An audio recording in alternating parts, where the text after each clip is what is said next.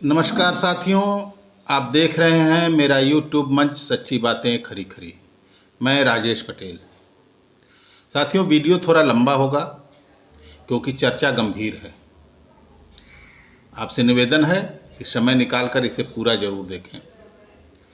साथियों, जैसे कोई खिलाड़ी किसी बड़े मुकाबले को जीतकर आने के बाद अपनी ट्रॉफी दिखाते हुए खुशी और संतुष्टि के साथ मीडिया को अपनी उपलब्धि गिनाता है, उससे भी कहीं ज़्यादा आत्मविश्वास के साथ राष्ट्रवादी कांग्रेस के बड़े नेता बाबा सिद्दीकी के हत्यारे योगेश ने पूरी तसल्ली के साथ जो इंटरव्यू दिया है, वह देश भर के बड़े बड़े सोशल और एंटी सोशल मीडिया पर अब तक करोड़ों बार देखा जा चुका है। पांव में गोली लगी होने के बाद भी जिस धैर्य और वाकपटुता के साथ यह गरीब परिवार के बेरोजगार से भाड़े का हत्यारा बना युवा बोल रहा है, अपने गैंग, उसकी ताकत, देश दुनिया में मौजूदगी, आने वाले समय में की जाने वाली हत्याओं, योजना बनाने और उन्हें लागू करने के तरीकों के बारे में बता रहा है। जिसे मारा है उन बाबा सिद्दीकी के बारे में सिद्धांत झाड़ रहा है। वह सचमुच की चौंकाने वाली बात है। मगर उससे कहीं ज़्यादा स्तब्ध करने वाली बात यह है कि यह प्रेस कॉन्फ्रेंस वह पुलिस हिरासत में कर रहा है। उसके साथ खड़ी पुलिस न उसे रोक रही है न टोक रही है, बल्कि कुछ हिस्से तो ऐसे भी हैं जिसमें साफ दिखता है कि उसके पीछे खड़े पुलिस वाले इस अपराधी की कुर्सी की पोजीशन एडजस्ट कर रहे हैं ताकि वह कैमरे के फ्रेम में ठीक तरीके से समा सके। यह मोदी की इंडिया के न्यू नॉर्मल का अगला चरण है। अभी तक बात हत्या और बलात्कार की सजाएं काट रहे कथित बाबाओं और साधुओं को पैरोल और विशेष सत्कार दिए जाने तक थी। अब आगे बढ़कर हत्यारों की प्रेस कॉन्फ्रेंस और जनता के नाम संदेश जारी करने की सुविधा प्रदान करने तक आ गई है। यह अपराधी परायणता वह सरकार दिखा रही है जिसने बिना किसी जुर्म के साबित हुए जेल में रखे गए, हाथों की कपकपी की बीमारी से खाना खाने में असमर्थ अंडर ट्रायल बुजुर्ग स्टेन स्वामी को पानी पीने के लिए स्ट्रा पाइप और खाने में मदद करने वाला पाइप लगा सस्ता सा कटोरा देने से मना कर दिया था। पाँवों की विकलांगता के शिकार प्रोफेसर जीएन साईं बाबा को व्हीलचेयर और बाकी जरूरी चीज़ें देने से साफ मना कर दिया था। इन यातनाओं की वजह से बाद में इन दोनों की ही मौत भी हो गई। यह वही पुलिस है जिसके हम जिनसों ने बहराइच में हुए झंडा कांड में संबंधित घर के 2 बच्चों को गोलियों से भून दिया था। यह वही महाराष्ट्र की पुलिस थी जिसने बदलापुर के मासूमों से बलात्कार के आरोपी को हिरासत में मार गिराया था कि उस स्कूल के संघी भाजपाइयों को बचाया जा सके। वही पुलिस इस हत्या करना कबूल करने वाले पत्रकार वार्ता ऐसे करवा रही थी जैसे वह राष्ट्र के नाम संबोधन दे रहा हो। यह अपवाद नहीं है, यह मोदी राज का न्यू नॉर्मल है। यह सावरकर के हिंदुत्व के लक्ष्य का राष्ट्र का हिंदूकरण, हिंदुओं का सैनिकीकरण को आगे बढ़ाते हुए उसका लारेंसीकरण तक का विस्तार है। देश के तमाम राष्ट्रीय प्रतीक हड़पने के बाद अब हुक्मरानों को एक राष्ट्रीय गैंगस्टर की तलाश है और उसे लॉरेंस बिश्नोई नाम के माफिया सरगना में यह तलाश पूरी होती दिखने की चाह है। एनसीपी नेता बाबा सिद्दीकी की हत्या के बाद यह पूरा कुनबा जिस भक्ति भाव के साथ इस हत्या की जिम्मेदारी लेने वाले लॉरेंस बिश्नोई की आरती और आराधना में जुटा हुआ है, जिस तरह से उसका महिमा मंडन कर रहा है, काले हिरणों के प्रति उसके कथित भावनात्मक रिश्ते का बखान करते हुए उसके एजेंडे को हिंदुत्व की सेवा करने वाला बताने में लगा है, उससे साफ है कि हम और वे का आधार अब उनके दाऊद और हमारे दाऊद तक आ गया है। इसमें एक कदम और आगे बढ़ते हुए अपने को बहुत बड़ा आंदोलनकारी कहने वाले भारतीय किसान यूनियन के नेता, एक नेता तक ने सलमान खान से माफ़ी तक मांगने की उनको सलाह दे डाली है कि आप लॉरेंस बिश्नोई से माफ़ी मांग लो।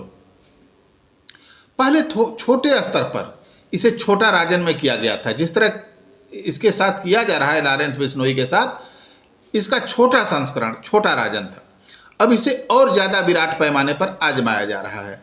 कठुआ से हाथरस, दाहोद होते हुए बदलापुर के बलात्कारियों और हत्यारों तक का इस्तेमाल किया जा चुका यह फार्मूला अब देश में ही नहीं दुनिया के दूसरे देशों में भी काम में लाकर भारत के भद्द उड़वाने तक जा पहुंचा है।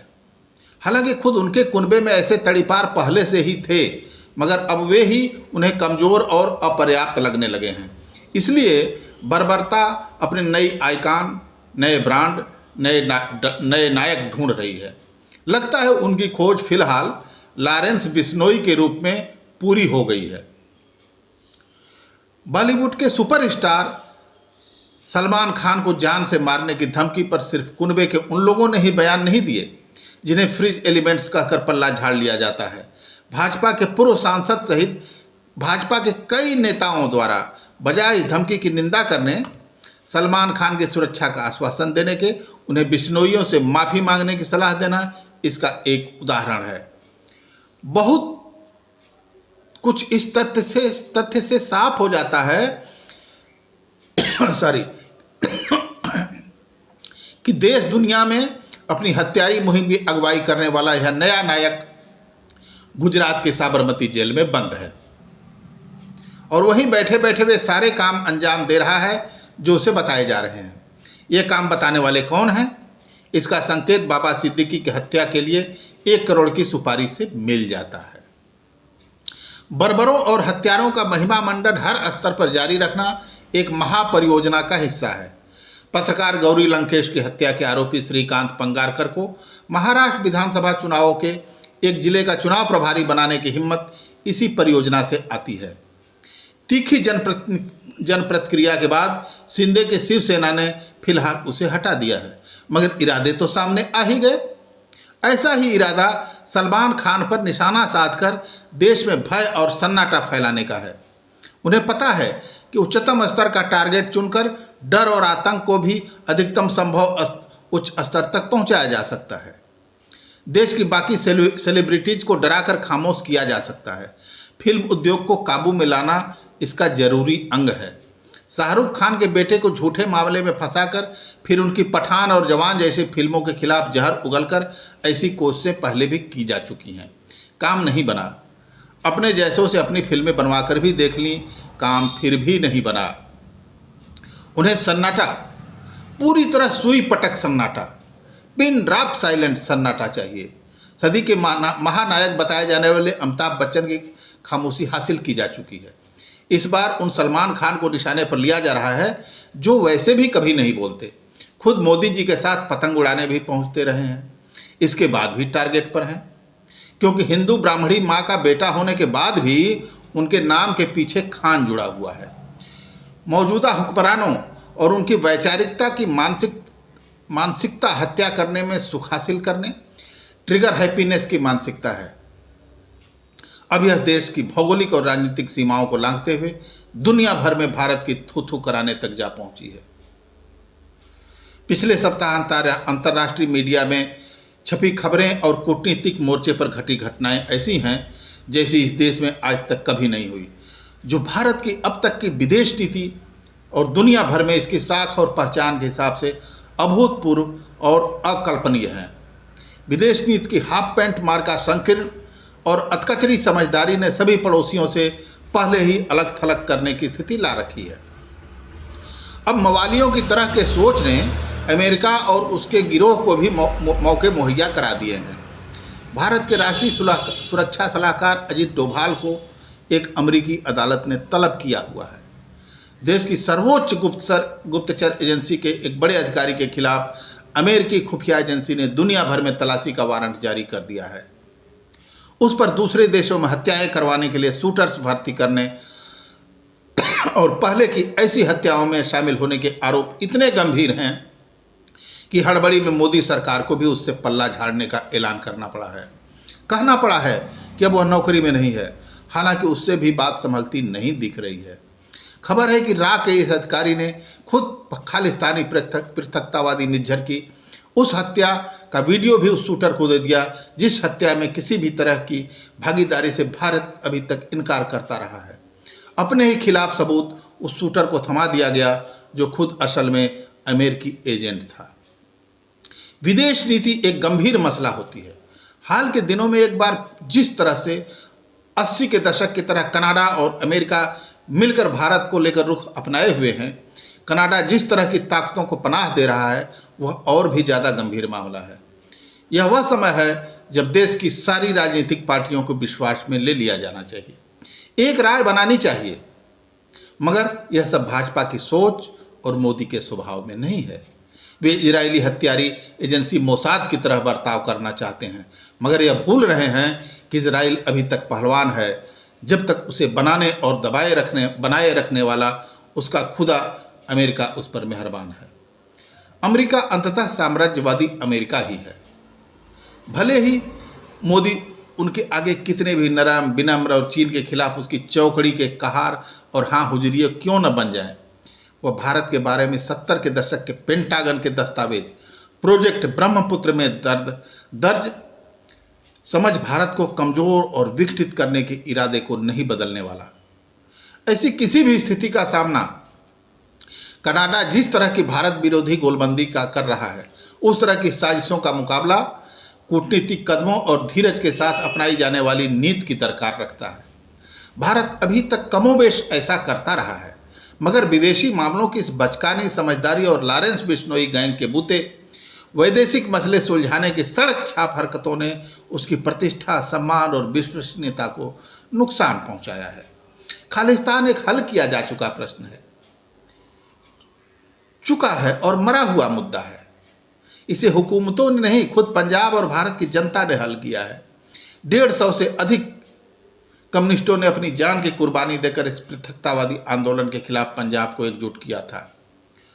उन सहित देश की एकता और उसके धर्मनिरपेक्ष अस्तित्व में विश्वास रखने वाले दलों, संगठनों, समूहों और व्यक्तियों ने मिलकर पूरे देश को पंजाब के अवाम के साथ खड़ा करके उनके बीच फैलाए गए भ्रम को दूर किया, उन पर बरपाए गए दोतरफा दमन और डर को खत्म किया, उनका विश्वास जीता, आत्मविश्वास बहाल किया। लोग उस दुस्वप्न और दुस्समय को लगभग भूल ही चुके थे। तब करीब 40 साल बाद इस देश में खालिस्तान का जिक्र करने वाला कोई और नहीं, भाजपा, उसके मंत्री, सांसद और उसके कुनबे के लोग ही थे, जिन्होंने अपने कारपोरेट हिमायती कृषि कानूनों के खिलाफ संघर्ष करने वाले किसानों को खालिस्तानी बताकर उन्हें गालियां दी। उसके बाद पंजाब विधानसभा चुनाव के समय बड़ी मुश्किल से अपनी जान बचाकर आया हूं का भौंडा प्रदर्शन दिखाकर खुद प्रधानमंत्री मोदी ने इसे तोल दिया। अब जो देश से तकरीबन गायब हो चुका है, उस मुद्दे में प्राण फूंककर भारत विरोधी तत्वों को उसे अंतर्राष्ट्रीय मंचों पर लाने का मौका देकर जो बचपना किया जा रहा है, उसे तत्काल विराम देना चाहिए और सभी दलों और देश की जनता को भरोसे में लेकर एकजुट किया जाना चाहिए। मगर जिनका मकसद, एकमात्र मकसद विभाजन और ध्रुवीकरण के करके सिर्फ और केवल सिर्फ चुनाव जीतना हो, वे इसे आसानी से समझने वाले नहीं हैं। लोकसभा चुनावों में महाराष्ट्र में मुंह की खाने के बाद चौतरफा असफलताओं और भ्रष्टाचार की गहरी खाइयों की तलहटी में जा पहुंची भाजपा की युति हिंदू मुसलमान का सांप्रदायिक ध्रुवीकरण करने की युक्ति से वोट बटोरना चाहती है।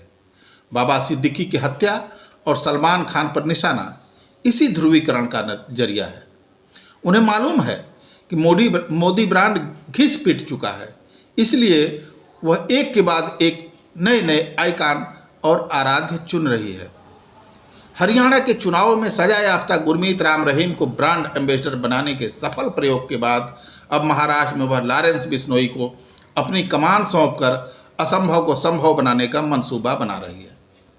हत्यारे योगेश की प्रेस कॉन्फ्रेंस ही उसका चुनाव घोषणा पत्र है, इसीलिए उसे बार बार दिखाया गया, चुनाव तक हर बार दिखाया जाएगा।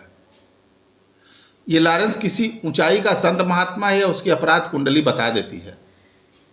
किस ऊंचाई का संत महात्मा है, उसकी अपराध की जो कुंडली है, जिसे हिस्ट्री सीट कहते हैं, वह बता रही है। जून 2022 में सामने आए क्रिमिनल डोजियर के मुताबिक 12 साल में लॉरेंस बिश्नोई के खिलाफ 36 क्रिमिनल केस दर्ज किए जा चुके हैं। ये केस पंजाब, चंडीगढ़, हरियाणा, राजस्थान और दिल्ली में दर्ज थे। लॉरेंस बिश्नोई जैसे जैसे जेलें बदलता रहा, उसकी गैंग का आकार बढ़ता चला गया। आज ऐसा कहा जाता है कि लॉरेंस बिश्नोई की गैंग में करीब 700 से ज़्यादा शूटर हैं और 80 से ज़्यादा गैंगस्टर हैं जो पूरी दुनिया में फैले हुए हैं, जिसे हिंदू नायक साबित करने के लिए पूरा संघी कुनबा और उसका आईटी सेल जुटा हुआ है। उस लॉरेंस का भारत में सबसे पक्का गठबंधन कुख्यात हाशिम बाया गैंगस्टर के साथ है। आसिम उर्फ तस्लीम खान उर्फ फकीरा से हाशिम बाबा इतने सज्जन हैं कि सलाखों के पीछे रहते हुए भी 7 मर्डर और 3 जबरन वसूली समेत 15 वारदातों को अंजाम दे दिया। कई ऐसे मामले हैं जिनमें पीड़ित सामने नहीं आए और खुद ही सेटलमेंट कर लिया। लॉरेंस ने बाबा सिद्दीकी की हत्या इसी हाशिम बाबा गैंग को आउटसोर्स की थी। बहरहाल महाराष्ट्र इन सिगुफों के झांसे में नहीं आने वाला। यह महाराष्ट्र ही था जिसने जब चारों ओर पस्त हिम्मती फैलाने की कोशिश की जा रही थी, तब 20 हजार लाल झंडों के साथ नासिक से मुंबई तक पांव पांव चलकर मांगे ही नहीं जीती थी। देश भर के मेहनत कशों का हौसला भी बहाल किया था। हाल के लोकसभा चुनाव में इंडिया ब्लॉक के पक्ष में निर्णायक फैसला सुनाकर इसी तेवर को जारी रखा था। अभी तक के रुझान बताते हैं कि अगले महीने होने वाले विधानसभा चुनाव में भी इसे दोहराकर महाराष्ट्र अंधेरे के आढ़तियों की दुकान बंद करने जा रहा है। आज बस इतना ही।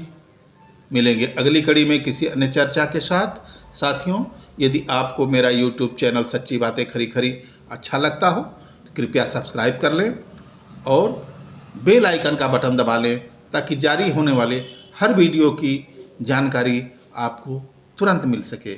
मिलते हैं अगली कड़ी में, तब तक के लिए जय हिंद।